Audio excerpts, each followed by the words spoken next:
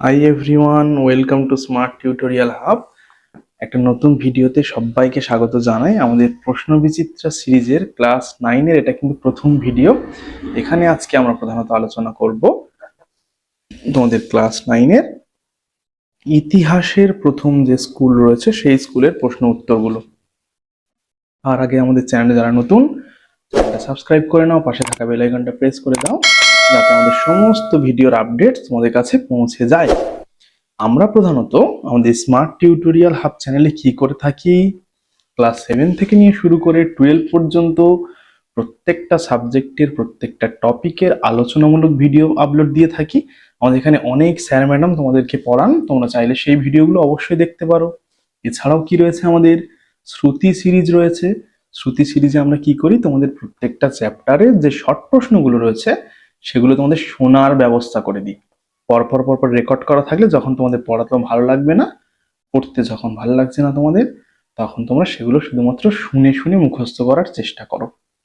এছাড়াও কি থাকছে, প্রশ্ন বিচিত্রা সিরিজ তো অবশ্যই থাকছে। তাছাড়া আমাদের স্পেশাল এডিশন রয়েছে টনিক সিরিজ।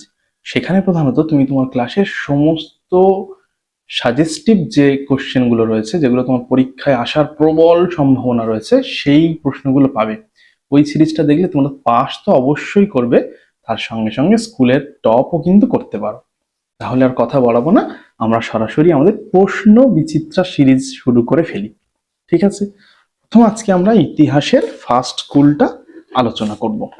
এক্ষেত্রে একটা বিষয় তোমাদেরকে জানিয়ে রাখি, আমাদের এই প্রশ্ন বিচিত্রার পেজগুলো সলভ করার ক্ষেত্রে তোমাদের বিভিন্ন দাদা দিদিরা, অর্থাৎ আমাদের যারা বড় বড় স্টুডেন্ট রয়েছে, তারা আমাদেরকে হেল্প করে থাকে বিভিন্ন বিষয়। তো তাদের হেল্প নিয়ে আমরা কাজগুলো করি, বা তোমাদের ক্লাসের অনেক সহপাঠীও আমাদেরকে হেল্প করে থাকে।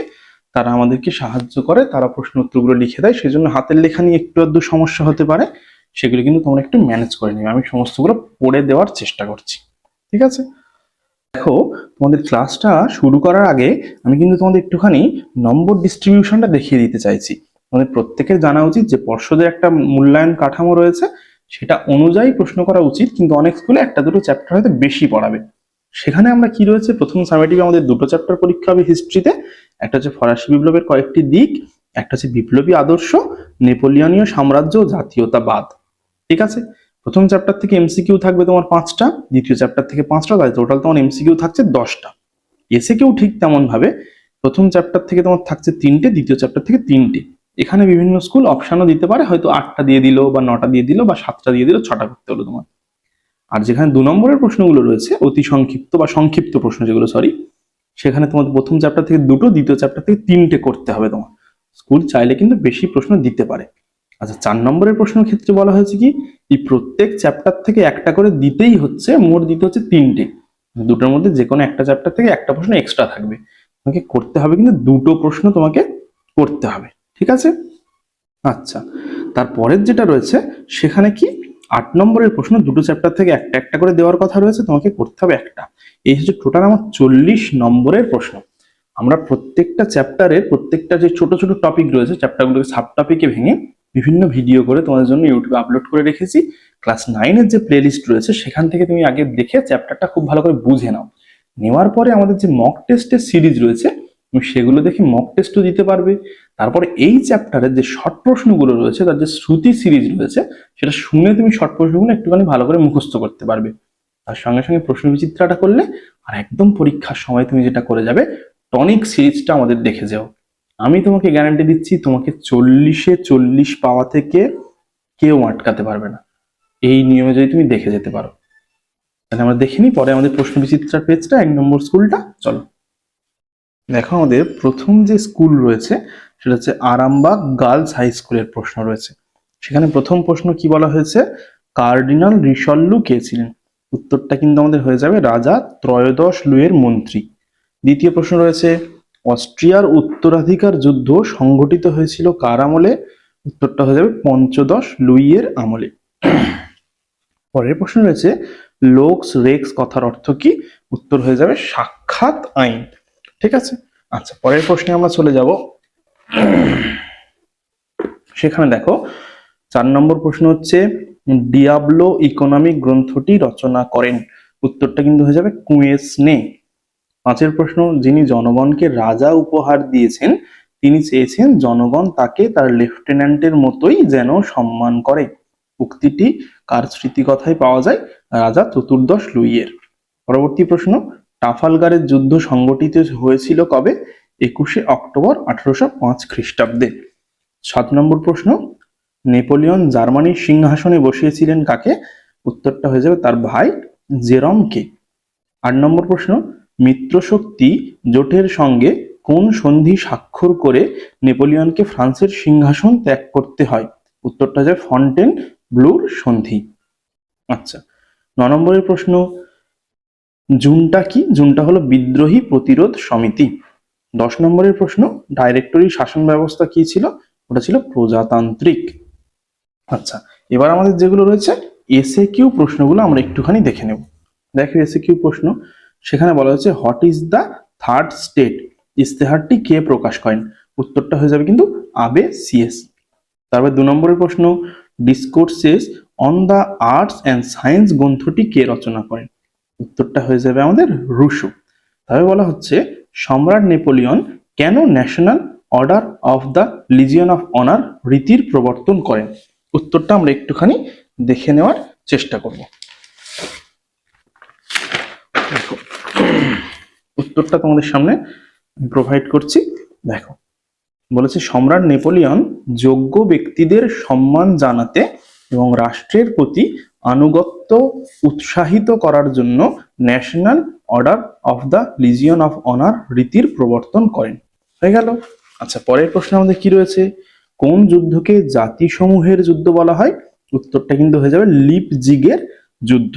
কি যুদ্ধ? লিপজিগের যুদ্ধ। ঠিক আছে, অনেক জায়গায় লিপজাইগের যুদ্ধ আছে, তাহলে আমরা এখানে লিখে দিলাম লিপজিগের যুদ্ধ। দেখো, পরের আমাদের রয়েছে সত্য মিথ্যা। সেখানে কি হচ্ছে? বিপ্লব পূর্ব ফ্রান্সে অভিজাতগণ মৃত্যুদণ্ডের সাজা পেলে তাদের শিরচ্ছেদের বদলে ফাঁসি দেওয়া হতো। এটা হয়ে যাবে মিথ্যে, তাদের কিন্তু শিরচ্ছেদ করা হতো। 2 নম্বর প্রশ্ন, নেপোলিয়ন ডাইরেক্টরি শাসন ব্যবস্থা প্রচলন করেন। উত্তরটা হবে মিথ্যে, নেপোলিয়নের সময় কিন্তু কনসুলেট শাসন ব্যবস্থা প্রবর্তিত হয়েছিল। ঠিক আছে। আচ্ছা, পরের প্রশ্ন দেখো তোমরা, দেওয়া রয়েছে বিভাগ গ, প্যারি কমিউন বা প্যারিস কমিউন অ্যাকচুয়ালি সেটা কাকে বলে? আমরা একটুখানি দেখে নেব আমাদের প্যারিস কমিউন বা প্যারি কমিউন কি রয়েছে, যেটা তোমাদের আমি একটা সহায়িকা থেকে দেখিয়ে দিচ্ছি, তোমরা চাইলে স্ক্রিনশট করে নিতে পারো। ঠিক আছে, দেখো নিশ্চয়ই তোমরা সবাই দেখতে পাচ্ছ 1789 খ্রিস্টাব্দের 14ই জুলাই বাস্তিল দুর্গের পতনের পর ফ্রান্সের বিপ্লবী জনগণ প্যারিসের পৌর শাসনভার নিজেদের হাতে তুলে নেয়। নিজেদের মধ্যে থেকে প্রতিনিধি নির্বাচন করে যে অস্থায়ী পৌর পরিষদ গঠন করে তাকেই প্যারিস কমিউন বলা হয়। ঠিক আছে, হয়ে গেল। আচ্ছা, পরের প্রশ্নটা আমরা দেখে নিই কি রয়েছে। পরের প্রশ্ন রয়েছে সাকুলোত কাদের বলা হয়? কি প্রশ্ন আছে? সাকুলোত কাদের বলা হয়? উত্তরটা আমরা দেখে নেব আমাদের আরেকটা সহায়িকা থেকে। আমরা একটুখানি দেখে নিই, তোমরা চাইলে স্ক্রিনশট করে নাও। দেখো, স্ক্রিনে দেখতে পাচ্ছ ফরাসি সমাজে সাকুলোত বলতে বোঝাতো শহরবাসী খেটে খাওয়া সাধারণ মানুষদের। এর মধ্যে ছিল দিনমজুর, কুলি, মালি, ভিস্তি, কাঠুরে, চাকর প্রভৃতি। ফরাসি বিপ্লবে সাকুলোতদের গুরুত্বপূর্ণ ভূমিকা ছিল। হয়ে গেল, ফরাসি সমাজে সাকুলোত কাদের বলা হতো। আচ্ছা, পরের প্রশ্ন কি রয়েছে দেখো, civil constitution of the clergy কি? ওটা আমরা একটুখানি দেখে নিই, আমরা নোটসটা এখানে স্ক্রিনে প্রোভাইড করছি, তোমরা একটুখানি দেখে নাও। ওটা কি রয়েছে? Civil constitution of the clergy হলো 1790 সালে ফরাসি সংবিধান সভা কর্তৃক গৃহীত একটি আইন, যার মাধ্যমে ফরাসি গির্জাকে রাষ্ট্রের অধীনে আনা হয়। এই আইনের ফলে পোপের কর্তৃত্ব খর্ব করা হয় এবং যাজকদের রাষ্ট্রীয় বেতনভোগী কর্মচারীতে পরিণত করা হয়। এর মাধ্যমে যাজকদের নির্বাচন প্রক্রিয়ায় সাধারণ মানুষের অংশগ্রহণের ব্যবস্থা করা হয়েছিল এবং ফরাসি ক্যাথলিক চার্চের উপর থেকে রোমের নিয়ন্ত্রণ প্রায় সম্পূর্ণ বিলুপ্ত করা হয়। তাহলে হয়ে গেল আমাদের civil constitution of the clergy কি।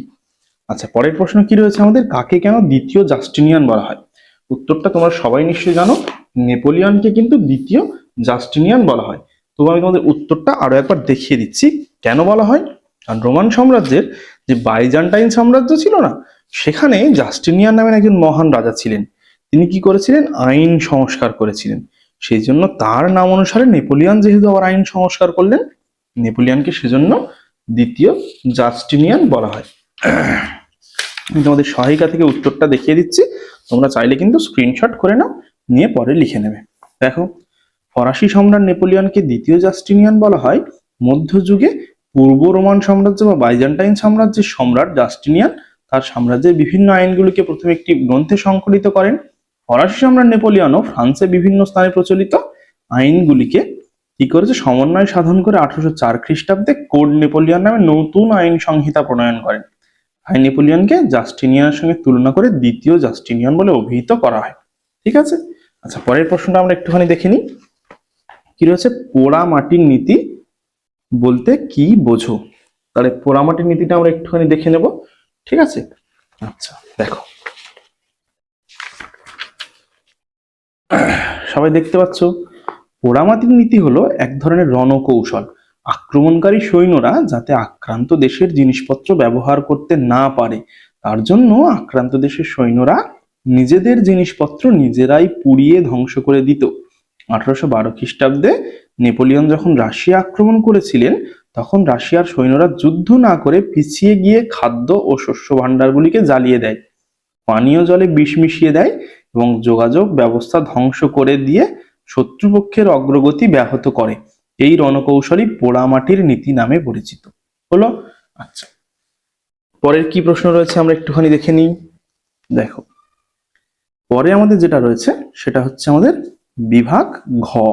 প্রথম প্রশ্ন, বিপ্লব পূর্ববর্তী ফ্রান্স কেন রাজনৈতিক কারাগার নামে পরিচিত? উত্তরটা আমরা একটুখানি ভালো করে দেখে নেব। বিপ্লব পূর্ববর্তী ফ্রান্স কেন রাজনৈতিক কারাগার নামে পরিচিত? দেখো, উত্তরটা আমরা এখানে দেওয়ার প্রোভাইড করেছি। এখানে একটুখানি তোমরা দেখে নাও, আমি পড়ে দিচ্ছি একবার। হাতের লেখাটা একটু সমস্যা আছে, তোমাদের বন্ধু বান্ধবী তারা একটু তোমরা ম্যানেজ করে নিও। প্রথমে কি বলা হয়েছে? রাজকীয় স্বেচ্ছাচারিতা। রাজা লেতর দ্য ক্যাশে নামে আদেশের মাধ্যমে যে কোনো নাগরিককে বিনা বিচারে কারাগারে পাঠাতে পারতেন, যা ছিল চরম রাজনৈতিক একটা দমন। পরবর্তী পয়েন্টে আমরা কি লিখেছি? রাজনৈতিক বিরোধীদের দমন। সরকারের বিরুদ্ধে কথা বলা বা বিরোধিতা করলে এমনকি সাধারণ মানুষকেও দ্রুত জেলে পুরিয়ে দেওয়া হতো, যা ফ্রান্সকে রাজনৈতিক কারাগারে পরিণত করেছিল। পরের পয়েন্টে কি রয়েছে? জনগণের অধিকার হরণ। দেখো, জনগণের বাক স্বাধীনতা ছিল না এবং উচ্চ হারে করের বোঝা চাপানো হতো, যা তাদের জীবন দুর্বিষহ করে তুলেছিল। বাস্তিল দুর্গের পতন। প্যারিসের বাস্তিল দুর্গ ছিল এই স্বৈরাচারী রাজতন্ত্রের প্রতীক, যা রাজনৈতিক বন্দীদের আটকে রাখার একটি ভয়ঙ্কর স্থান ছিল। এর পতন ফরাসি বিপ্লবের সূচনা করে এবং এই নামটির জনপ্রিয়তা বৃদ্ধি করে। ভলতেয়ারের মন্তব্য। প্রখ্যাত দার্শনিক ভলতেয়ার ক্যাথলিক চার্চ এবং অভিজাততন্ত্রের প্রভাবে ফ্রান্সের এই পরিস্থিতিকে এক ধরনের রাজনৈতিক কারাগার হিসেবে বর্ণনা করেছিলেন। রাজনৈতিক কারাগার কে বলেছেন? উত্তরটা হয়ে যাবে কিন্তু ভলতেয়ার। ঠিক আছে, আচ্ছা, পরের যে প্রশ্নটা রয়েছে আমরা সেইটা একটুখানি দেখে নেব। আচ্ছা দেখো, বলা হয়েছে সন্ত্রাসের রাজত্বের সফলতার দিকগুলি আলোচনা করো। সন্ত্রাসের রাজত্বের যে সফলতার দিকগুলো রয়েছে সেগুলো আমরা জেনে নেব। সন্ত্রাসের রাজত্ব বলতে আমাদের জ্যাকোবিন দলের যে রাজত্ব সেই সময়, বিশেষত আমাদের রোবোস্পিয়ারের নাম আমরা সেখানে খুঁজে পাবো। সেই সন্ত্রাসের রাজত্বের সুবিধা বা সুফলগুলি আমরা একটু যদি দেখে নেওয়ার চেষ্টা করি। দেখো, সুফলগুলো এখানে দেওয়া রয়েছে। সন্ত্রাসী রাজত্বের পয়েন্ট করে দেওয়া রয়েছে। ফ্রান্সের নিরাপত্তা, সুসংগঠিত সেনাবাহিনী, অর্থনৈতিক সংস্কার, কৃষিক্ষেত্রে উন্নতি, বিপ্লবকে রক্ষা করা। তোমরা চাইলে একটা স্ক্রিনশট করে নাও, সুন্দর করে নিয়ে তোমরা খাতায় কিন্তু লিখে ফেলতে পারো। ঠিক আছে, লিখবে, বারবার করে তোমাদেরকে বলি সবসময় ক্লাসেও যে লিখতে হবে, কারণ একবার লেখা তোমার 10 বার পড়ার সমান। পরের প্রশ্ন কি রয়েছে? টেনিস কোর্টের শপথ কি? এটা তোমরা নিশ্চয়ই জানো টেনিস কোর্টের শপথ কি। আমি তবু তোমাদের আরো একবার বলে দিচ্ছি টেনিস কোর্টের শপথ কি। সেটা হলো প্রধানত ফ্রান্সে যখন ফরাসি বিপ্লব চলছে সে মতো অবস্থার একটা ঘটনা। দীর্ঘদিন যাবৎ স্টেট জেনারেল কিন্তু আমাদের বন্ধ ছিল। থাকার ফলে কি হয়েছে? ফ্রান্সের জনগণের মধ্যে একটা ক্ষোভ তৈরি হয়েছে। সেই জন্য আমাদের রাজা ষোড়শ লুই ফ্রান্সের যে স্টেট জেনারেল আবার চালু করলো। তখন সব শ্রেণীর লোকজনরা সেখানে গেল জাতীয় সভায়। সেখানে প্রথমত নিয়ম ছিল যে ভোট দান করতে পারবে বিভিন্ন বিষয়ে। সেখানে তোমার স্টেট অনুযায়ী ভোট দিতে পারো। 3টে স্টেট ছিল, প্রথম স্টেট, দ্বিতীয় স্টেট আর তৃতীয় স্টেট। তো সেখানে সবচেয়ে বেশি লোক ছিল তো তৃতীয় স্টেটে, প্রায় হচ্ছে তোমার 97 বা 95% লোক ছিল তৃতীয় স্টেটে। কিন্তু মনে করো কোনো বিষয় যদি ভোট দিতে হয়, তিনটে ভোট, একটা দেবে তোমার প্রথম স্টেট, তারপর দেবে দ্বিতীয় স্টেট, তারপর দেবে তৃতীয় স্টেট। তো সেখানে তৃতীয় স্টেট যেই ভোট দানের ক্ষমতা থেকে বিরত রাখা, এই সে ক্ষোভ রয়েছে একটা, তারা চাইছে হচ্ছে সংখ্যাগরিষ্ঠতার দিক থেকে তারা ভোট বেশি দিতে পারবে, এই বিষয় নিয়ে সমস্যা। তৃতীয় স্টেটের লোক যখন ক্ষুণ্ণ হয়েছে, তখন রাজা ষোড়শ লুই তৃতীয় স্টেটের লোকরা যেখানে বসে সেই সভার কক্ষগুলো বন্ধ করে রেখে দিয়েছে। দেওয়ার ফলে কি হয়েছে, তোমার তাদের মধ্যে তো ক্ষোভ হয়েছে, তারা তখন ওখান থেকে বেরিয়ে এসে পাশে একটা টেনিস খেলার মাঠ ছিল যেখানে সবাই জড়ো হয়েছে। সেখানে শুধু তৃতীয় স্টেট ছিল না, অন্যান্য স্টেটের লোকজনরাও ছিল। তো তার ফলে সেখানে করা হলো কি, তারা একটা শপথ নিল যে যতদিন না পর্যন্ত ফ্রান্সের জন্য একটা নতুন আইনবিধি আসছে এবং হচ্ছে তারা যতদিন পর্যন্ত নিজেদের অধিকার বুঝে পাচ্ছে তার ততদিন পর্যন্ত এই আন্দোলন চালিয়ে যাবে। এই যে তাদের শপথ, এটা হচ্ছে টেনিস কোর্টের শপথ নামে পরিচিত। দেখো আমি তোমাদের এখানে দিয়েও দিলাম প্রশ্ন থেকে, আর একটুখানি বুঝিয়ে দেওয়ার চেষ্টা করলাম, তোমরা চাইলে স্ক্রিনশট করে নিয়ে এটা তোমাদের পেজে কিন্তু লিখে ফেলো। ঠিক আছে, তৃতীয় স্টেটের পুরো ব্যাপারটা দিয়ে দিলাম, টেনিস কোর্টের শপথটা কি। আচ্ছা, এই ক্লাসগুলো অবশ্যই প্রত্যেকটা চ্যাপ্টার খুব ধরে ধরে আমরা রেকর্ড করে তোমাদের জন্য ইউটিউবে আপলোড করে রেখেছি ক্লাস 9-এর প্লেলিস্ট থেকে, তোমরা সেগুলো ভালো করে দেখে নাও, চ্যাপ্টারগুলো বুঝে নেওয়ার চেষ্টা করো। ঠিক আছে। আচ্ছা, পরের প্রশ্ন কি, ফ্রান্সের জনগণ কেন নেপোলিয়ন বিরোধী হয়ে পড়েছিল? তাহলে ফ্রান্সের জনগণ কেন নেপোলিয়ন বিরোধী হয়ে পড়েছিল আমরা দেখি। তারা তো প্রথম দিকে নেপোলিয়নের প্রচুর ভক্ত ছিল, তাই না? কিন্তু হঠাৎ করে নেপোলিয়ন বিরোধিতা হয়ে গেল কেন? দেখো এখানে উত্তরটা আমরা দেখতে পাচ্ছি স্ক্রিনে, তোমরা দেখো, স্ক্রিনশট করে নাও প্রয়োজনে। একটা জিনিস আমি তোমাদেরকে বলে রাখি, ফ্রান্সের জনগণ যে নেপোলিয়ন বিরোধিতা করছে তার কিন্তু শুরু হচ্ছে মহাদেশীয় অবরোধ থেকে। নেপোলিয়নের সঙ্গে ইংল্যান্ডের সবসময় একটা বিশাল শত্রুতা রয়েছে। সেই শত্রুতার চরম পর্যায়ে নেপোলিয়ন সম্রাট হওয়ার পরে তাদেরকে মহাদেশীয় অবরোধ ব্যবস্থা চালু করেছে। তাদের সঙ্গে বাণিজ্য করবে না, অন্য কাউকে বাণিজ্য করতে দেবে না। তার ফলে কিন্তু তিনি প্রাথমিকভাবে উপকৃত হলেও পরবর্তীতে কি হয়েছে, ইংল্যান্ডের যে শিল্প বিপ্লবজাত যে দ্রব্য সেগুলো ফ্রান্সের লোকজনগুলো বঞ্চিত হচ্ছে, তখন তারা ধীরে ধীরে নেপোলিয়নের বিরোধিতা করা শুরু করছে। ঠিক আছে, দেখো এখানে উত্তরটা দেওয়া রয়েছে, তোমার চাইলে স্ক্রিনশট করে নাও, নিয়ে এটা লিখে ভালো খাতায়। ঠিক আছে। আচ্ছা, পরের প্রশ্নে আমরা চলে যাই, সেটা রয়েছে কি, দেখো আমাদের বড় প্রশ্ন যেগুলো, 8 নম্বরের প্রশ্ন, ফরাসি বিপ্লবে দার্শনিকদের অবদান ছিল বিশেষ গুরুত্বপূর্ণ, মন্তব্যটি যুক্তি সহ আলোচনা করো। এটা তোমরা অবশ্যই অবশ্যই করে মুখস্থ করবে সবাই, কারণ তোমাদের পরীক্ষার জন্য এটা একটা মোস্ট ইম্পর্টেন্ট প্রশ্ন। বহু স্কুলে, পশ্চিমবঙ্গের অধিকাংশ স্কুলেই কিন্তু এই প্রশ্নটা পড়ে থাকে। তোমরা অবশ্যই করে এই প্রশ্নটা সবাই মুখস্থ করবে। আমি উত্তরটা তোমাদেরকে স্ক্রিনে প্রোভাইড করছি, দেখো। ফরাসি বিপ্লবে দার্শনিকদের ভূমিকা রয়েছে পরপর সুন্দর করে দেখো, আমি স্ক্রিন দিচ্ছি, তোমার স্ক্রিনশট করে নাও। ঠিক আছে, তারপরে আমাদের লিখতে হবে এইটুকু, লিখতে হবে তারপরে আমাদের, দেখো এখান থেকে এতটুকু তোমরা স্ক্রিনশট করো, আবার আমি বাকিটুকু উপরের দিকে দিয়ে দিচ্ছি, তাতে তোমাদের সুবিধা হয়। ঠিক আছে। আচ্ছা, এবার নিচেরটুকু তোমরা স্ক্রিনশট করে নাও, এইটুকু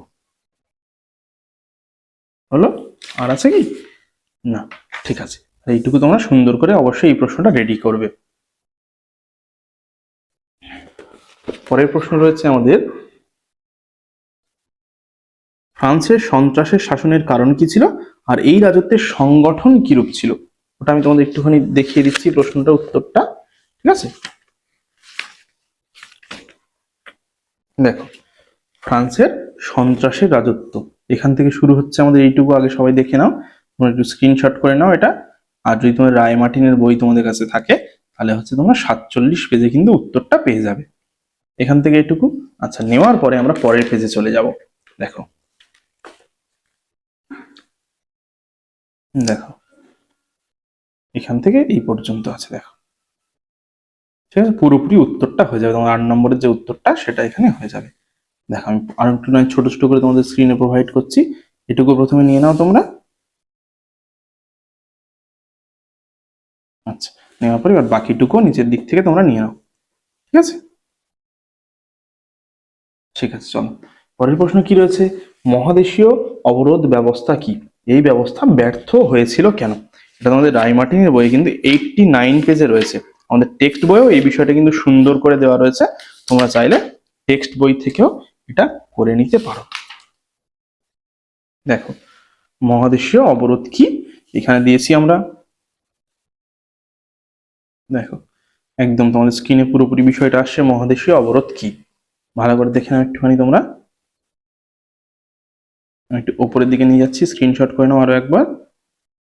আর দেখো এখানে আছে নেপোলিয়নের মহাদেশীয় অবরোধ প্রথা ব্যর্থ হয় কেন, এখানে দেখতে পাচ্ছ এইটুকু। এইটুকু নাও তোমরা প্রথমে, নেওয়ার পরে বাকিটুকু হচ্ছে এইটুকু।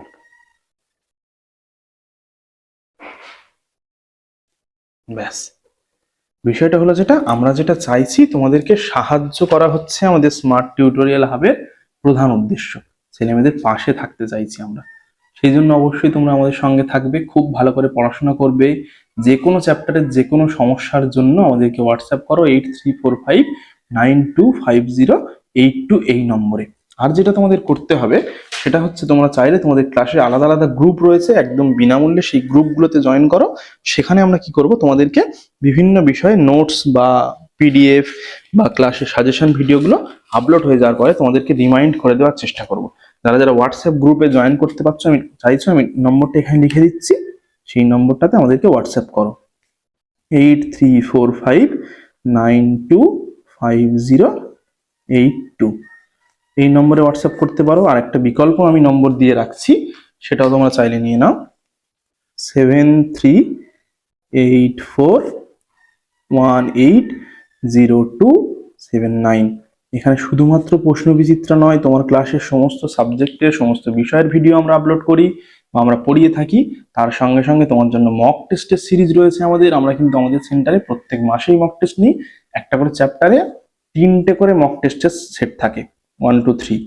একটা আমরা এখানে পরীক্ষা নিই, আর দুটোতে বাড়িতে পাঠিয়ে দিয়ে থাকি। যারা অনলাইনেও মক টেস্ট দিতে চাও আমাদের সঙ্গে যোগাযোগ করতে পারো। সমস্ত বিষয় জানার জন্য আমাদের চ্যানেলটা অবশ্যই ভিজিট করার তোমাদের কাছে রিকোয়েস্ট রইল। ভালো থাকবে, সুস্থ থাকবে, পড়াশোনা করো, আর অবশ্যই আমাদের সঙ্গে একটুখানি যুক্ত থেকো। দেখা হচ্ছে পরবর্তী ভিডিওতে। আজকের এই পর্যন্ত, চলো টাটা।